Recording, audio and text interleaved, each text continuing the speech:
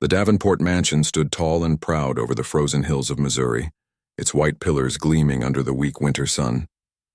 Inside, the air smelled of lilac perfume, roasted pheasant and something sharper, the kind of cruelty that hides behind polite laughter.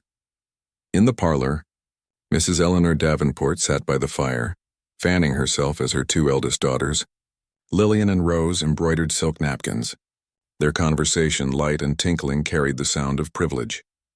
But at the far end of the hall, in the dim kitchen where no guests were allowed to wander, Clara Davenport scrubbed dishes with cracked, red hands. Clara was the youngest and the one the family pretended not to have. Her hair, an unruly cascade of auburn waves, refused to stay pinned. A childhood fall had left a faint white scar above her brow, and her freckled skin bore the sun's mark from too many days spent tending the garden instead of attending balls. To her family, those imperfections made her an embarrassment. "Clara," her mother would say with a delicate sneer, "you mustn't come to supper when guests are present. It upsets the appetite." So she stayed in the shadows, reading old books by candlelight and dreaming of somewhere, anywhere, she might belong. One afternoon, as snow fluttered outside the windows, a letter arrived addressed to Mr. Jacob Hawthorne, postmarked from Montana Territory. Eleanor Davenport broke the seal, curiosity flickering in her sharp blue eyes. Inside was a carefully penned request. "To the Davenport family, I am a rancher in need of a wife. I seek a woman of honest character, not vanity. Life on the frontier is hard but fair. I can provide a good home if she can provide sincerity. Jacob Hawthorne, Hawthorne Ranch, Bitter Creek, Montana." Lillian laughed first. "He must be desperate to order a wife by post." Rose tittered behind her hand. "Can you imagine anyone marrying a rancher in the wilderness? No dresses, no dances, no society." Their mother smiled slowly, the kind of smile that meant she was hatching something wicked. "Perhaps," she murmured, "we could make use of this opportunity." Lillian's brow furrowed. "How so, Mama?" Mrs. Davenport folded the letter, her voice silk over ice. "Our dear Clara, the girl does nothing but daydream and bruise her elbows. Let us give her a chance to be useful." Rose's laughter rang like glass. "Send her as a bride? To some dusty stranger?" "Yes," their mother replied coldly. "Let him think he's getting a wife. He'll see her plain face and realize his mistake. And she'll be far away. Too far to shame this family again." The plan was set before Clara even knew her name had been written in ink. Her mother composed a reply pretending to be Clara herself. "Dear Mr. Hawthorne, I am a humble woman of simple means, but I promise honesty and hard work. I am ready for a life of labor if you will have me. With respect, Clara Davenport." When the reply came weeks later, it was short and firm. "You sound like the kind of woman I need. Come spring thaw, I will send fare for your journey west." J.H. The Davenports could hardly contain their amusement. "He'll regret this the moment he sees her." Lillian laughed, tossing her golden curls.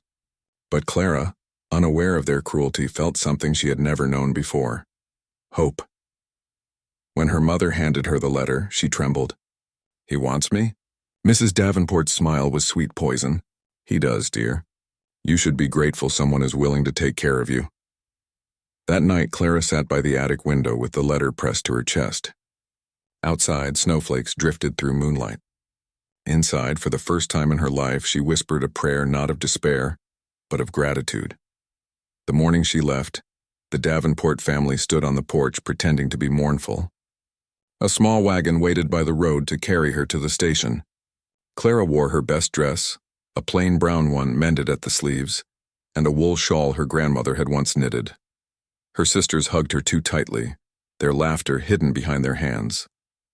Her mother kissed her cheek and said, "Remember, Clara, and be humble.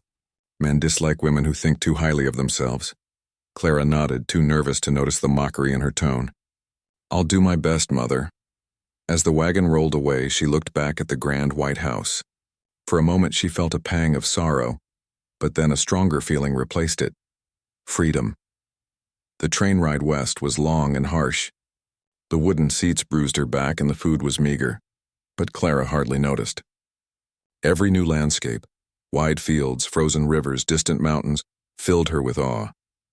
She imagined the rancher waiting for her, a man who valued honesty more than beauty. At night, under the dim light of the train lantern, she reread his letter over and over, memorizing the firmness of his words. She told herself that even if he found her plain, she would prove herself worthy through kindness and work. When the train finally screeched to a halt at the Bitter Creek station, Clara stepped down into a world of raw wind and open sky. The air smelled of pine and dust. A few townsfolk glanced her way, but one man stood apart. Tall, broad-shouldered, dressed in a long brown duster and wide-brimmed hat. His face was tanned and lined by sun and years, but his gray eyes were steady as steel. He walked toward her, boots crunching the dirt. "Miss Davenport?" Her heart thudded. "Yes, sir. You must be Mr. Hawthorne." He nodded once. "Jacob's fine." He took her trunk from her hands as if it weighed nothing. "You must be tired. The ranch is half a day's ride north. I'll see you settled." Clara climbed onto the wagon beside him, shy and silent. She expected him to glance her over, maybe frown. But he didn't. Instead, he kept his gaze on the winding road and said, "You don't talk much. That's rare these days." "I was taught to listen more than speak," she murmured. "That's a good lesson," he said. "Out here, folks who talk too much get nothing done." The rhythm of the wagon wheels filled the silence between them. The sky stretched wide and endless, and for the first time in her life, Clara felt small, not from shame, but from wonder. When they reached Hawthorne Ranch, it wasn't what she expected. The house was large but modest, built of pine logs and stone. Beyond it stretched fields dotted with cattle, horses grazing in the distance and mountains rising blue on the horizon. Jacob helped her down, and she stumbled slightly. His hand caught hers, strong and steady. "Easy there," he said, a faint smile in his voice. Inside, he showed her the kitchen, the parlor, the small room that would be hers until they held a proper ceremony. He spoke with quiet respect, never once looking at her with the pity or disgust she feared. Over supper, beans, cornbread, and coffee, he asked, "So, what made you answer my letter?" Clara hesitated, thinking of her mother's sneer, her sister's laughter. "I wanted a place to belong," she said softly. Jacob nodded. "Everyone wants that. Some of us just have to build it ourselves." The words settled deep in her heart. That night, when Clara lay in her narrow bed, she listened to the wind moving across the prairie and felt tears sting her eyes, not from sadness but from relief. For the first time, no one called her ugly. No one hid her away. And though she didn't know it yet, Jacob Hawthorne, sitting by the fire in the next room, was thinking the same thing, that maybe the woman fate had sent him was exactly what his lonely heart needed. Back in Missouri, the Davenports laughed over tea, imagining the rancher's disappointment. But miles away in the Montana wilds, Clara Davenport was becoming something far greater than they ever allowed her to be. Free, strong, and loved. The cruel joke that was meant to shame her had instead set her destiny in motion. The morning sun broke across the Montana plains like molten gold spilling over the horizon. Frost still clung to the grass, but the air was crisp and alive. From her small window, Clara Hawthorne, though not yet married by ceremony, she already carried the name in her heart, watched the light spread across the land. The ranch was waking. Chickens scratched in the dirt, a horse whinnied from the corral, and the rhythmic ring of a hammer echoed from the barn.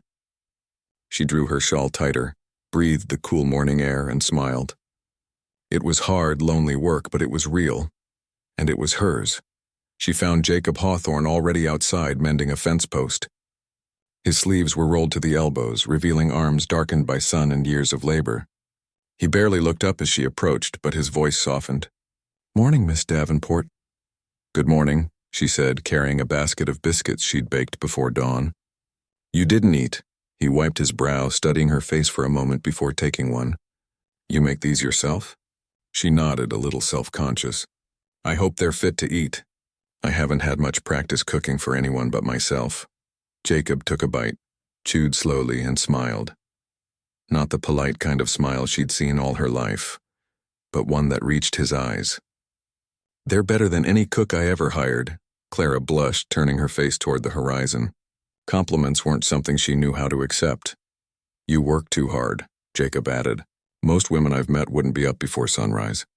"I'm used to working early," she said. "It's quieter then. No one to tell me I'm in the way." He frowned. "Someone used to tell you that often?" She hesitated, the words slipping out before she could stop them. "Every day of my life," Jacob said nothing, but the look in his eyes, a flash of anger mixed with quiet sorrow, told her he understood more than he let on. Days on the ranch passed in a rhythm that was both exhausting and strangely peaceful. Clara learned to milk cows, gather eggs, mend torn shirts, and even ride the smaller of the ranch horses, a gentle mare named Juniper. The first time she climbed into the saddle, she laughed out loud, the sound startling both her and Jacob, who was watching from the fence. He hadn't heard her laugh before. It was bright and unguarded, and for some reason it stirred something deep in his chest, something he'd thought long dead. He found himself noticing small things after that. The way her hair caught the sunlight when she bent over the garden, the way she hummed softly while hanging laundry, the way she looked up at him when asking for advice, and not timidly but with trust. Jacob had lived alone for years. His ranch hands came and went, and the house had been empty since his parents died. He'd grown used to silence, to the comfort of solitude, but Clara's presence filled the space with something else. Not noise, but warmth. One evening, a storm rolled down from the mountains. The sky turned the color of steel, and thunder rumbled across the valley. Jacob rushed to secure the barn doors while Clara gathered the hens. The wind whipped her hair loose, rain lashing against her face as she wrestled with the coop latch. "Leave it," Jacob shouted, running toward her. "I can't. They'll drown if the rain comes in," she cried back, refusing to abandon the frightened birds. Lightning cracked across the field as he reached her, grabbing her hand. "You're going to get yourself struck." They stumbled into the barn together, soaked to the skin, gasping from the cold. For a moment neither spoke. The storm howled outside, and rain drummed hard on the roof. Clara's hair clung to her cheeks, her shawl plastered against her shoulders. Jacob looked at her, really looked, and something inside him shifted. She wasn't the woman he'd imagined marrying. She wasn't polished or delicate, but there was a strength in her, a quiet defiance that made his heart beat faster. "You could have been hurt," he said, voice low. "So could you," she replied. Their eyes met.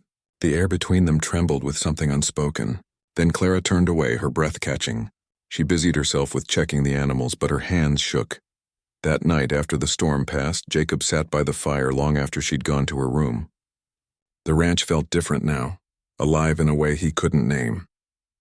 He stared into the flames and murmured to himself, "You're in trouble, Hawthorne."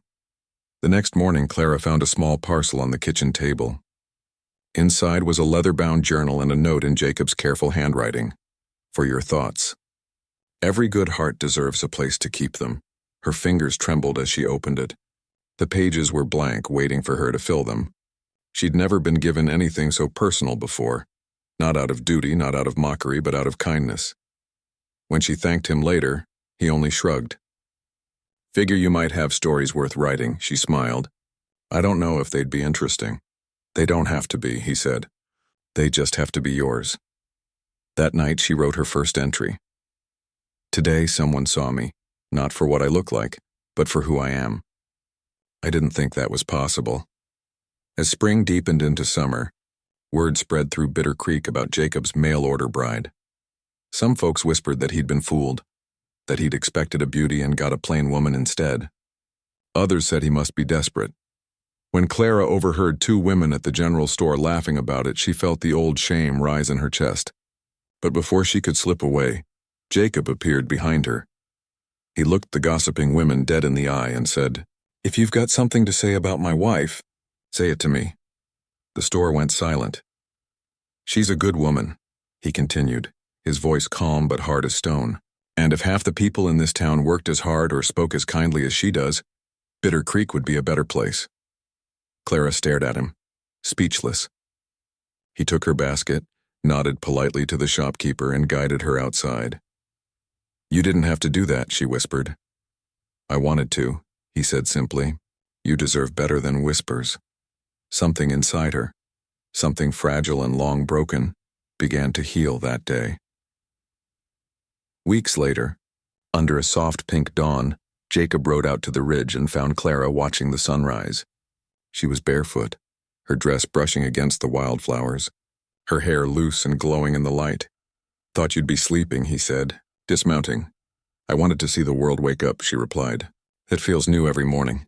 He stood beside her, watching the sky burn orange over the mountains. After a long silence, he said, "You've changed this place. I didn't think I'd ever hear laughter here again." She smiled shyly.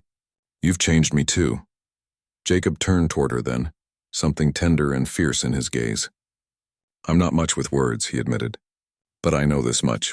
When I prayed for a wife, I didn't know what I was asking for. I just knew I was lonely. And now? He paused, his hand finding hers. Now I'm not. Clara's throat tightened. For a woman who had spent her life being told she was unworthy, those 4 words were everything. The wind lifted through the grass, the sun rising higher, and for the first time since she'd left Missouri, Clara felt whole. That evening she wrote in her journal again, He doesn't look at me with pity. He looks at me like I belong. I think I finally do. And from that day on, Jacob's quiet heart, the heart he'd buried beneath work and solitude, began to awaken fully. Every glance, every shared silence, every simple act of kindness wove a bond stronger than either of them could have imagined. In the middle of nowhere, 2 broken souls were slowly building a life, not out of beauty or wealth, but out of truth.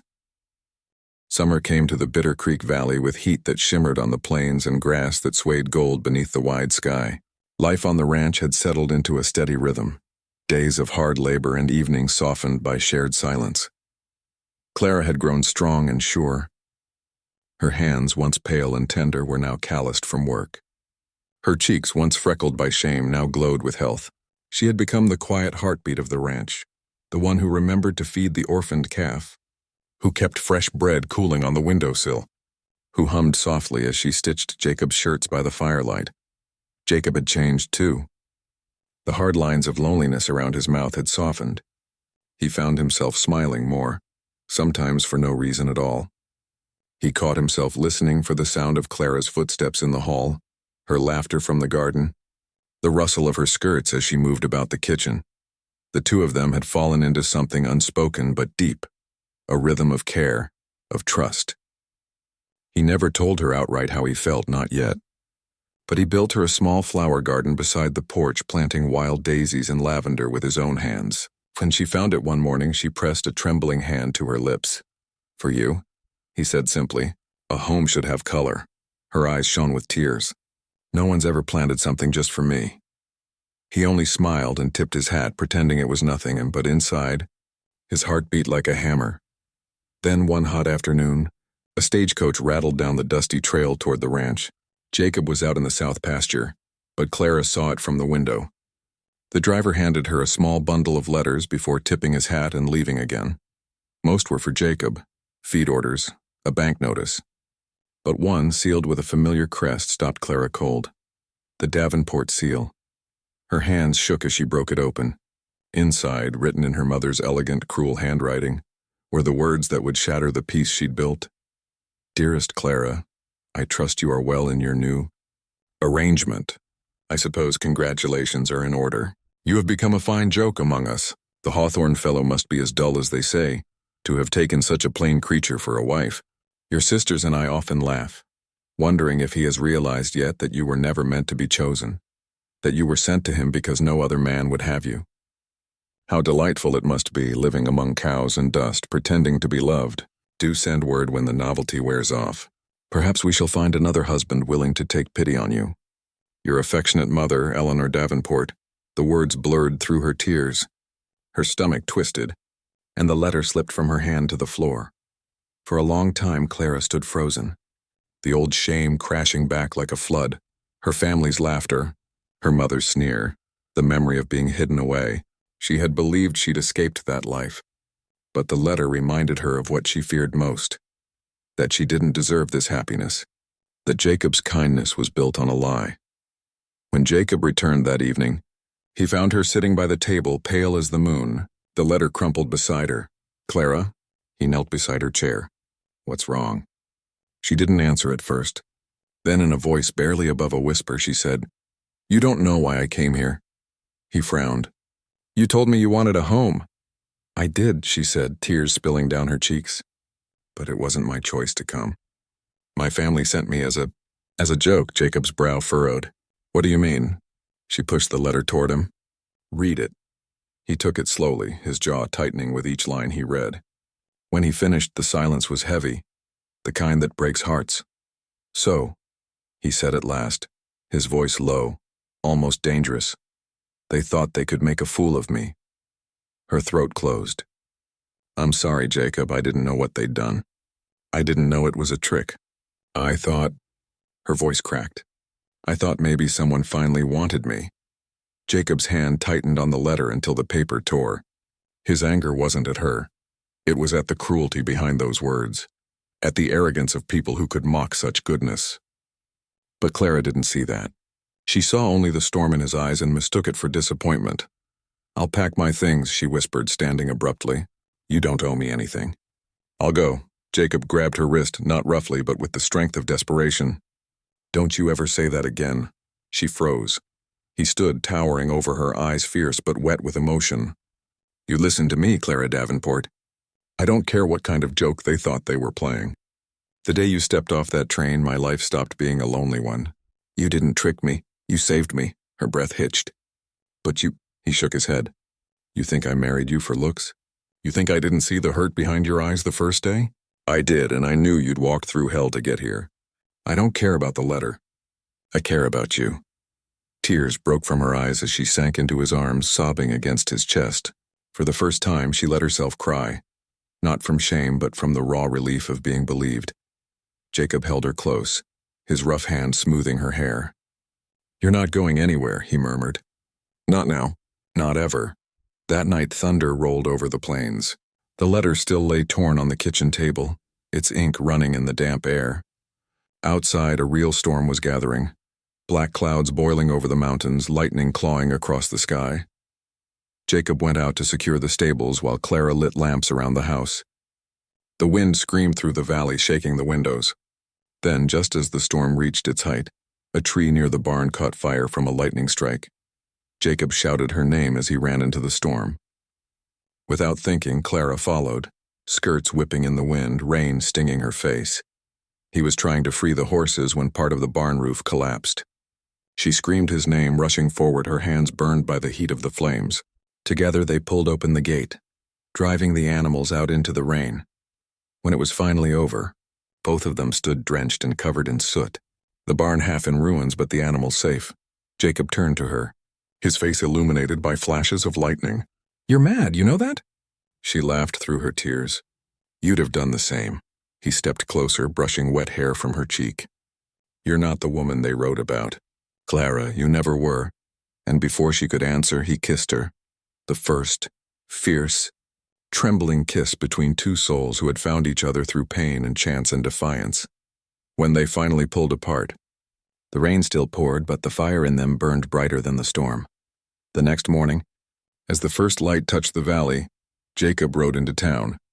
When he returned, he carried a new letter in his hand and one sealed with his own name. He handed it to Clara. It's addressed to your family, he said. Her heart sank. What did you write? Truth, he replied. She opened it carefully. The words were simple, but every line burned with quiet pride. To the Davenport family, you should know that the woman you cast away is the finest person I've ever known. The ranch thrives because of her. The men respect her. The town admires her. And I thank God for her every day. If she was a joke, then the joke's on you. Because you sent me the best woman in the world. Jacob Hawthorne. Clara's eyes filled with tears as she looked up at him.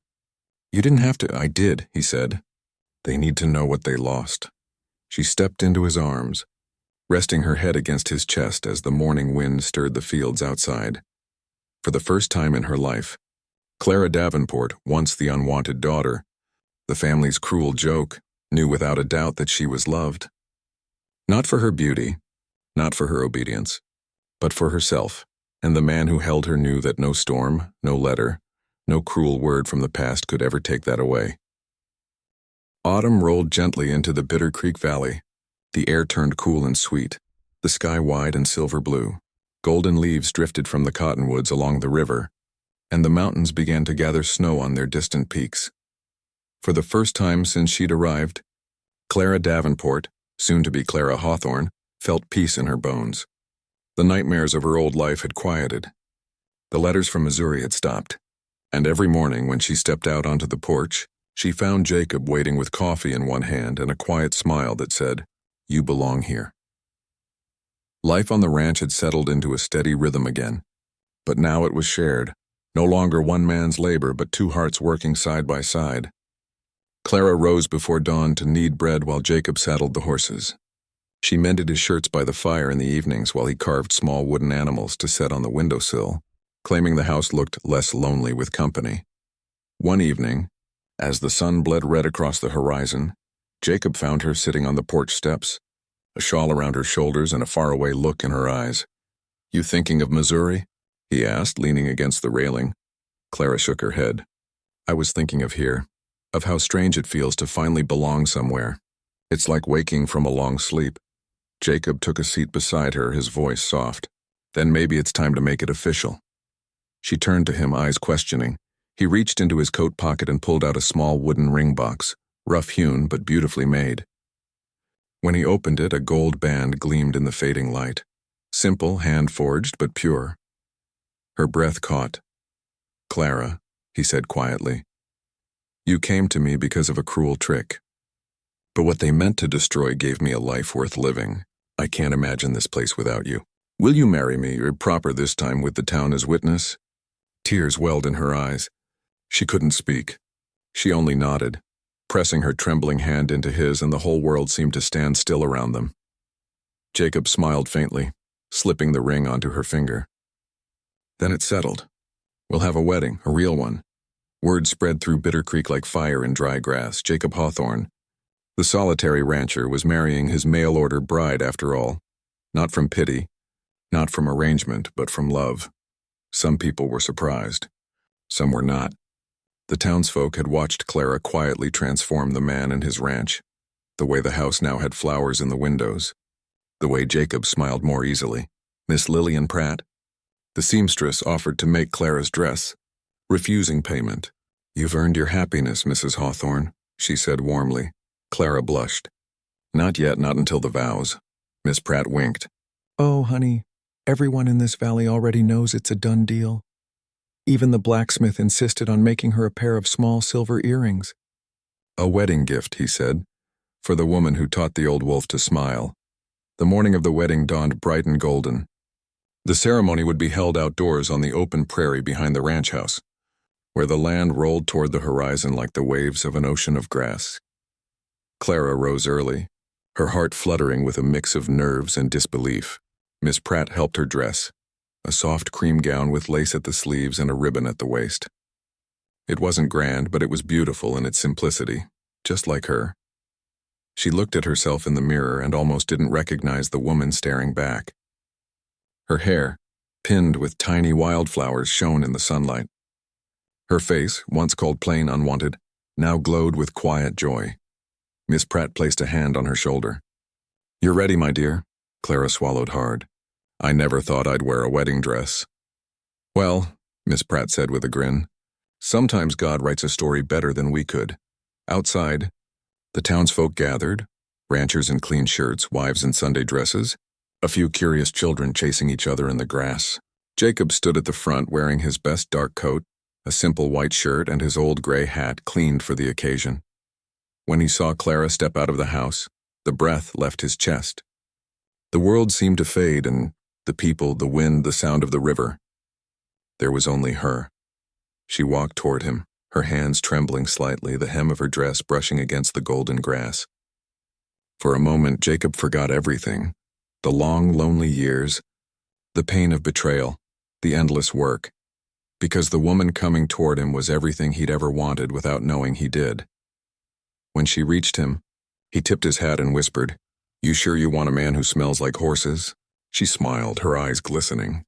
"Only if he keeps his word," he chuckled softly. "That I can promise." The preacher, a kind-faced man from town, raised his Bible. "We are gathered here today," he began, "to witness the joining of Jacob Hawthorne and Clara Davenport, two souls brought together not by chance, but by providence." As he spoke, the wind swept through the grass, carrying the scent of sage and pine. The horses in the pasture lifted their heads, and even the sky seemed to pause, painted in shades of gold and blue. When it came time for the vows, Jacob took Clara's hands in his voice steady but thick with emotion. "I've known loneliness," he said. "I've known work and loss and quiet nights that felt like they'd never end. But then you came, Clara. You turned this land into a home. You've got more courage in you than any woman I've ever met. I swear before God and these people, I'll love you, protect you, and stand beside you until the day I die." Tears streamed down Clara's face as she whispered, "I came here thinking I was unwanted. But you showed me what love looks like, and not in words, but in kindness. You've given me more than I ever dreamed to have. I promise to stand with you through every storm and every sunrise." The preacher smiled, closing the Bible. "Then by the power vested in me, I declare you husband and wife." Jacob leaned forward and kissed her, a soft, reverent kiss that drew cheers and laughter from the crowd. Someone shouted, "About time," and even Jacob laughed, slipping his arm around her waist. The celebration that followed stretched long into the evening. Neighbors brought pies and whiskey, and someone played a fiddle. The men danced with their wives. Children chased dogs through the grass, and laughter echoed through the valley. Clara and Jacob sat together beneath the string of lanterns hung between two old oak trees. She leaned her head against his shoulder, watching the sun sink behind the distant mountains. "Do you ever think about them?" Jacob asked quietly. "The ones who sent that letter?" Clara shook her head. "No, they're part of another life. This is the one that matters," he nodded. "Good, because I plan on keeping you too busy to think of anything else." She laughed softly, the sound blending with the fiddle music and the hum of the prairie wind. Later that night, when most of the guests had gone and the stars had come out like diamonds scattered across the dark, Jacob led her away from the lanterns to the ridge above the ranch. From there they could see the river winding like silver through the land and the faint glow of their home below. "This is ours now," he said quietly. "Every inch of it. The land, the sky, the life we'll build." Clara looked up at him, tears shimmering in her eyes. "I never thought I'd have a home." "Not really," he touched her cheek, gentle as the breeze. "You are home, and under the vast Montana sky, with the stars watching and the wind whispering through the grass, Jacob and Clara Hawthorne began their life together. Two souls once broken by cruelty, now bound by the kind of love that no mockery, no storm, no past could undo. Winter had settled over Bitter Creek by the time the letter arrived. Snow dusted the valley, the air sharp with pine and frost. Inside the ranch house, a warm fire crackled, throwing soft light over the wooden floors and the quilt Clara had been stitching. Jacob came in from the cold, his hat and coat flecked with snow, a handful of letters in his gloved hand. He shook the frost from his beard and smiled when he saw her. "Postwriter came early," he said, dropping the letters on the table. Clara rose from her chair, brushing her hands on her apron. "Probably just the feed supplier," she said lightly, until she saw the handwriting on one of the envelopes. Her fingers froze. The letters danced before her eyes, but she knew that looping script all too well. Davenport Estate, St. Louis. Jacob saw the color drain from her face. "Clara?" She hesitated, then whispered, "It's from them." The fire crackled. Outside, wind howled through the trees. Slowly, she tore the seal. Inside was a single page, elegant paper, the ink still strong despite the cold. She began to read aloud, her voice barely steady. "Clara, it has come to our attention that you are indeed married to Mr. Hawthorne of Montana Territory. Father is ill and regrets the manner in which you were sent away. There are matters of inheritance that require your signature. We request your presence at once." Your sister Evelyn. Clara's hands trembled. The words felt heavy, insincere, not remorse but manipulation. Jacob's eyes darkened. "They want something." "Yes," she said quietly. "They always did." That night, as snow whispered against the windows, Clara sat by the fire long after Jacob had gone to bed. She turned the letter over and over in her hands. For years she had dreamed of hearing her family admit their cruelty, to say they'd been wrong. But now that they'd written, she felt nothing. No longing, no triumph. Just an ache. Jacob came out barefoot, pulling a blanket around her shoulders. "You don't owe them a thing, Clara," he said softly. "I know," she murmured. "But I need to see them. Not for them, for me. I want to stand in that house again and know they can't hurt me anymore." He studied her face, then nodded. "Then we'll go, together." The journey east took 2 weeks by rail and carriage. They crossed plains buried in snow, towns lit by lanterns, rivers frozen solid beneath the winter sky. Jacob stayed close to her side every moment, his steady presence anchoring her when old fears stirred. When they finally reached St. Louis, The Davenport estate loomed like a ghost from her past, a sprawling brick mansion with tall windows and a black iron gate. It looked smaller than she remembered and colder. Jacob helped her down from the carriage. "You ready?" Clara exhaled. "More than I ever was before." They climbed the steps together. A maid opened the door, startled by the sight of the couple, the rugged rancher in his dusted coat and the woman in a plain traveling dress. But when she announced them, voices echoed from the parlor, and within moments Clara's sister appeared. Evelyn Davenport had barely aged. Her blonde hair was still polished and perfect, her pearls gleaming against a dark velvet gown. For a moment she just stared, as if she couldn't believe her ugly sister had returned alive and radiant. "Clara," Evelyn said, voice trembling between surprise and calculation. "You came," Clara nodded calmly. "You sent for me." Evelyn's gaze flicked to Jacob. "And you must be the rancher." She smiled thinly. "We didn't think you'd actually marry her." Jacob's jaw tightened, but Clara touched his arm. "He did, and I see your manners haven't changed." The comment made Evelyn flush. "You'll forgive me," she said quickly. "We've had a difficult time since Father's illness. He's asked for you. He wishes to make amends."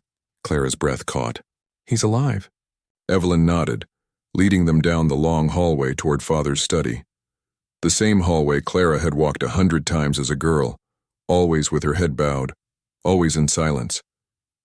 Now she walked tall, her hand wrapped around Jacob's arm. Her father looked frail, lying in a great bed by the window, his once commanding face lined and pale. When he saw her, he tried to rise but coughed instead. "Clara," he rasped. "You came." She stood beside the bed, emotion warring inside her. He looked smaller than she remembered. Not the booming, judgmental man who'd called her plain and useless, but just a sick, fading old man. "I came because you asked," she said quietly. He studied her face for a long time, then whispered, "You've changed." "I had to," she replied. He nodded weakly. "Evelyn told me you were, well, married. To a rancher." Jacob stepped forward. "Jacob Hawthorne, sir." The old man's eyes flicked to him. "You take care of her?" Jacob's tone was steady. "Better than anyone ever did before me." A ghost of a smile crossed the man's face. "Good." He motioned toward the desk where a stack of papers waited. "These are the deeds.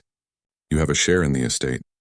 I meant to leave it to Evelyn, but she has enough." "You deserve something." Clara stared, stunned. "I don't want your land," she said softly. "I came to tell you I forgive you, not to take what isn't mine." Her father blinked, confusion in his eyes. "Forgive? For sending me away, for laughing when they called me plain, for making me believe I was less." She straightened, her voice clear. "You were wrong. I found love. I found a home. I am happy." Tears welled in the old man's eyes, and then, "I can rest easy." His voice broke, barely a whisper. "I am sorry, Clara." She reached for his hand. "That's all I ever needed to hear." He passed 2 days later. The funeral was quiet. Evelyn wept, part grief, part guilt, part confusion. Clara stayed through it all, calm and silent, her hand never leaving Jacob's. After the service, Evelyn approached them beneath the gray winter sky. "He left the deed in your name," she said, her voice brittle. "Half the estate is yours." Clara looked at the house, at the empty windows and cold stone walls. Then she looked at Jacob, solid, kind, alive with warmth and strength. "Sell my share," she said. "Use the money for the staff, the ones who kept this place running. I don't need it." Evelyn blinked. "You'd walk away from everything?" Clara smiled faintly. "I already have everything." That night as they boarded the train west, Jacob watched her gaze out the window at the fading lights of St. Louis. "You all right?" he asked. She nodded. "I thought I'd feel anger, but I just feel free." He took her hand in his. "You did what most people can't. You faced your ghosts." She smiled softly. "No, Jacob, we faced them." When they reached Bitter Creek again, the ranch waited, quiet beneath a pale sunrise. Snow glistened on the fences, the barn smoke curling lazily into the cold air. Jacob helped her down from the wagon. Home again. Clara took a deep breath, the scent of pine and horses filling her lungs. "Home," she repeated. They walked to the porch where the wooden wind chime Jacob had carved months ago still swayed gently in the breeze. Clara turned, looking out at the endless golden plains. "Do you ever regret it?" she asked softly. "Marrying the woman they called ugly?" Jacob smiled, wrapping an arm around her. "I never saw an ugly thing in you, Clara.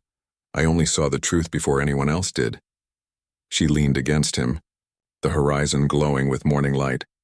And as the sun rose over the Montana hills, its golden rays touching the ranch, the fields, and the couple standing hand in hand, Clara Hawthorne knew she had finally come full circle, from cruelty to grace, from exile to belonging. The ugly daughter her family had sent away in shame had become the woman the West would remember, strong, kind, and loved beyond measure.